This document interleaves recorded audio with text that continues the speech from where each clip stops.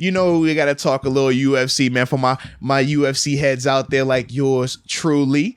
Definitely excited about this card, man. We got the lightweight champ, Charles "Do Bronx" Oliveira, defending his belt against Justin Gaethje, man. That is one of those fights, man, that I'm super excited about. When you talk about Oliveira, man, first off, the dude, he's always game. I know he had the situation early in his career where he, quit and stuff like that, and everybody gives him flack for that. Wait, what happened? Bro, so he was getting beat up, and he essentially, quit. Yeah. And that's why he's a really good fighter. Yeah, now he is. Yeah. What happened? He just quit. So everybody talks about his heart for that. Did he quit to get better though? Nah, it was kind of like. Did he go into a mountain off in the distance and find God or something? I don't know. Find a trainer? I don't know. But that is why every time he's about to fight now, people bring that up. But I will say this, his past 6, 7, 8 fights, you ain't seen none of that quit. In fact, 2 fights ago, he was in one of those dog fights, and you're like, man, all right. And it was the one when he won the belt versus Michael Chandler. He's getting beat, and it's like, all right, man, is he about to, give it up?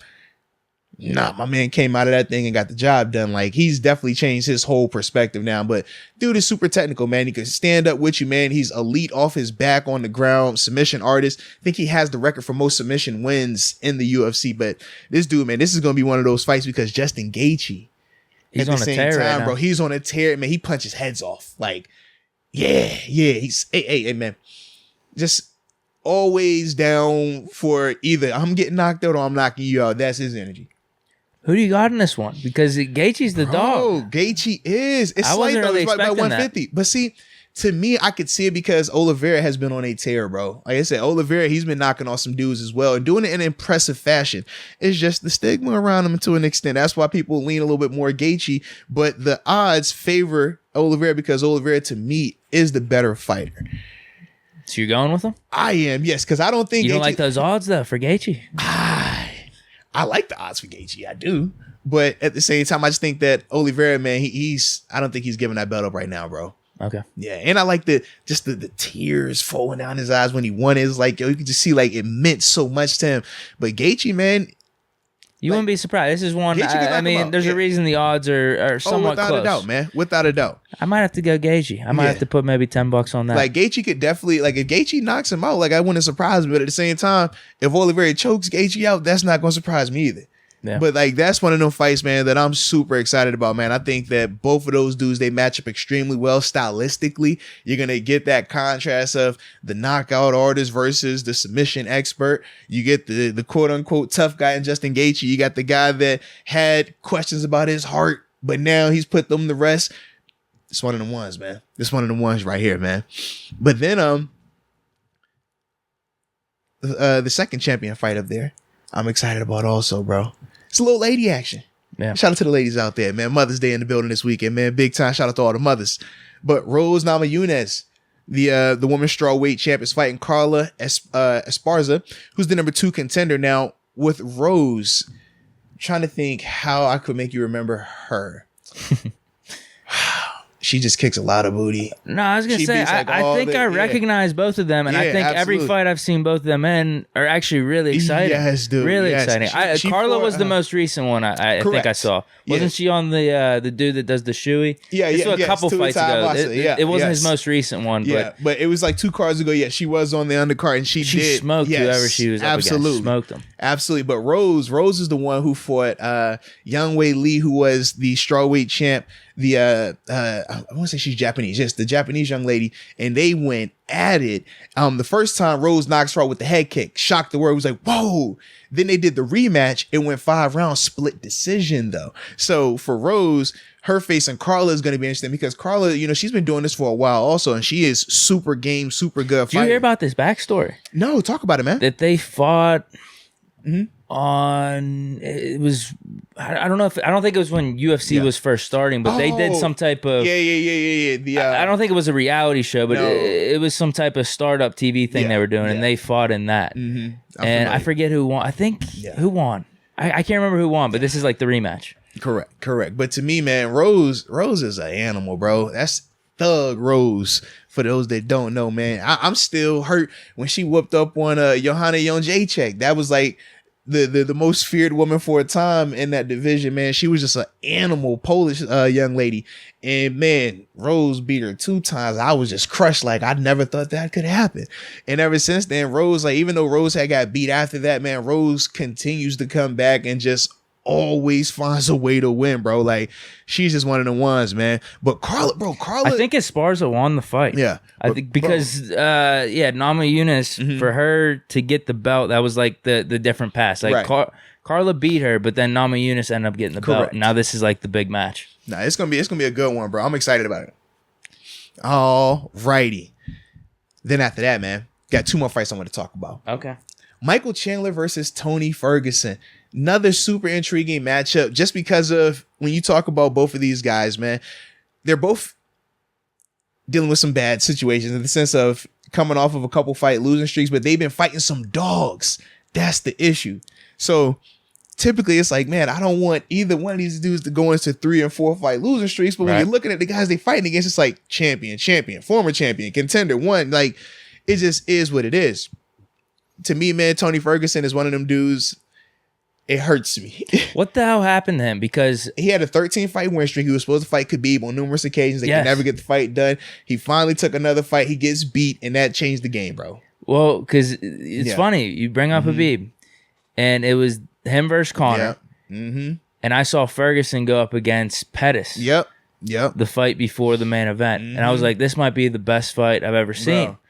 And Ferguson looked amazing. Bro. He looked in so much control. Yeah, how he was doing his leg kick, all the other stuff. Like, he almost looked. That's El Kukui, man, the boogeyman, bro. Trust me, like he almost looked like a Tyson Fury in the MMA. No, he's like that. Like how he moved. It was so flawless. He's super awkward the way he fights. He's super game. He'll cut you with the elbows. Can fight off his back. Can take punishment. It's just one of them dudes that.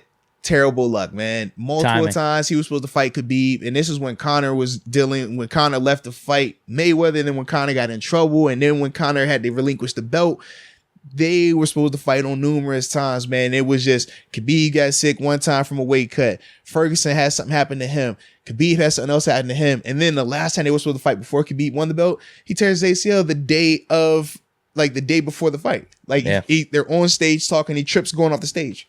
It's craziness.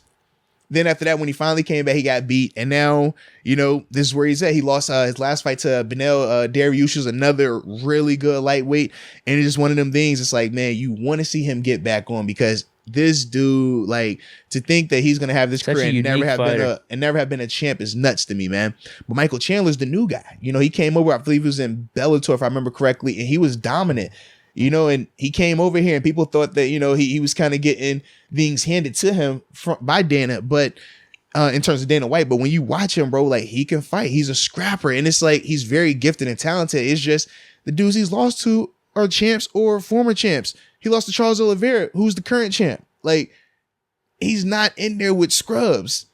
So that's why, for me, I'm super excited about this fight right here, man. To me, I want Tony Ferguson to win, but I do think Michael Chandler gets it done. He's the dog. I think Michael Chandler's going to get it done, bro. Ferguson's a dog by a good margin there. I'm looking at it. Wow. Yep. That's unfortunate. No, it is, man. Because Ferguson was one of the dudes that really stuck out to me whenever I first started watching some of these fights, whenever I'm out with friends and stuff. Kukui, baby. I was like, holy hell. They're like, yeah, he's going to be the next to fight Khabib. I'm like, oh, my God, bro. I can't wait for that because I love Ferguson's fighting style. Bro, the one thing that you're going to know that anytime T-Ferg fight, though, man, somebody going to be leaking them elbows. Like, he's slicing you up or he's getting sliced up. Like, it's going to be one of them things, man. Yeah, that Pettis one was It's going to be one of them things, bro. Every time, bro. That. Every time. It's going to be that. So you eat prior to that fight. You don't want to be eating while that fight is going on. You think his game's not the same since that ACL? Like, if you noticed?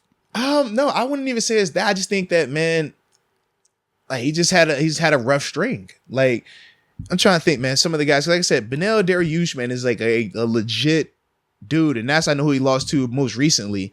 Pull up the other guys that he just fought. Oh, Charles Oliveira, the champ. It's another guy he lost to. So Oliveira went through both Chandler and him. And then you know who else he lost to before Oliveira? Justin Gaethje, who's about to do what? Fight for the belt. Okay. So it's like he's not. So the most recent one was probably his worst.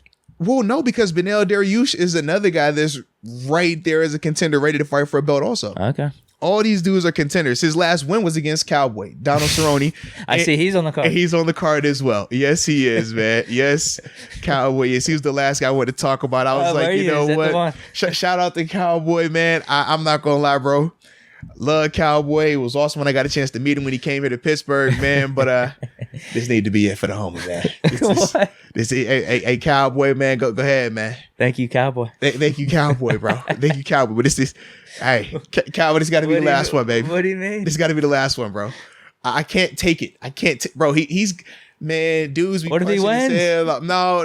You don't think he's winning? You can win it. But let that be the farewell. Don't come back. Like, bro. You think if he wins, he's just going to up his competition? I'm nervous, bro. I'm nervous for him, man. And I'm like, bro, you've been in a lot of fights. You didn't got your head bounced too many times, bro. This got to be it, bro.